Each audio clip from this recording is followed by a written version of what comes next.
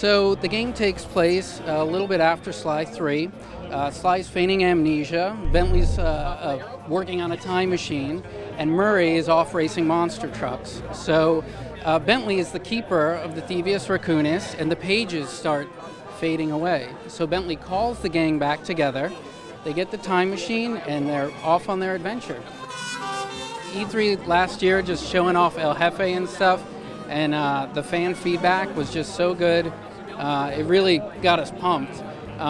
So today we're showing off a new job, which is called Mechanical Menace.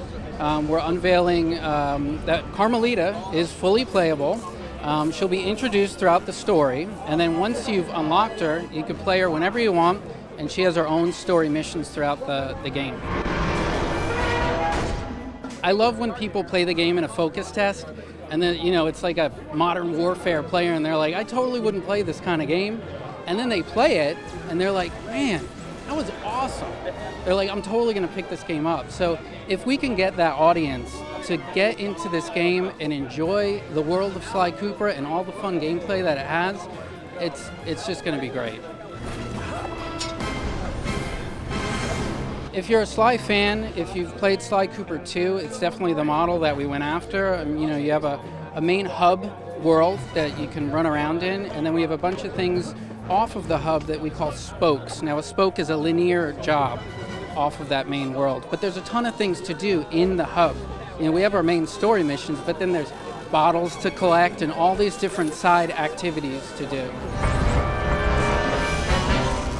It's funny, when people look at Sly Cooper, they're always like, oh, platformer, platformer, platformer.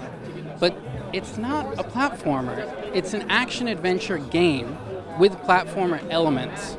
And that's really what I want people to see it as. I mean, Sly Cooper is diverse. You're playing mini games, you're driving, you're running around platforming, you're doing all these different mechanics. Greetings, friend. But I require no rescue. It's a gang. Sly's a gang. It's very similar to like Ocean's 11 or, where you're pulling off a heist or something. So every character has their strength and weakness. Sly is kind of the cool, suave, stealthy, player. And then you have Murray, which is like the brute strength. And then you have Bentley with the gadgets. So each of those characters have their own mechanics, and they all work together to, unfold the heist. All right, Sly, almost there. So you could be starting a job as Sly, then you switch to Sir Galeth, and then Carmelita comes in play. We really try to mix it up. And throughout the whole game, from start to end, we try to give a good percentage of who you're playing as when. We really want to even it out. And it's difficult because we have so many playable characters in the game. You got all the gang members, then you got all the ancestors, and then you got Carmelita. So it's a ton of variety in characters to play as. So we want to make sure you're not playing too much of this character and too much of that character.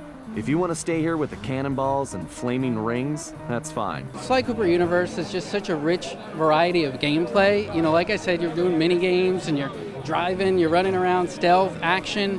But today, with Mechanical Menace, it's a fun job because you're playing as Sir Galeth, and he's climbing up this tower. You're using his abilities and whatnot, and Carmelita is following him. So halfway through the job, Sir Galeth kind of gets in a situation, and Carmelita's got to get him out of it. Mayhap Sir Bentley had a point. The game is on the Vita. That's right, it's on the Vita too. So we got cross saves, so cloud saves back and forth from Vita to PS3, and then also there's special functionality just on the Vita. So we showed a job called Juggling Act, where you can switch into the archer costume and shoot the arrow. So on the Vita, you control the arrow with the device itself. Yeah. Man, I'm good. I think they both have their pluses and minuses. It's really about preferability. If you have a Vita, you might not have a PS3. We just want to get more people playing Sly Cooper. And so having it on both of those platforms is better. It's good for Sly, it's good for everyone. The other thing with the Vita version is the Vita version is totally developed in-house. So at Sanzara Games, we are developing the PS3 version, and we're also developing the Vita version. All right, you tin can with teeth. Let's see what you're really made of. Sly Cooper Thieves in Time is coming to the PlayStation and the Vita this fall.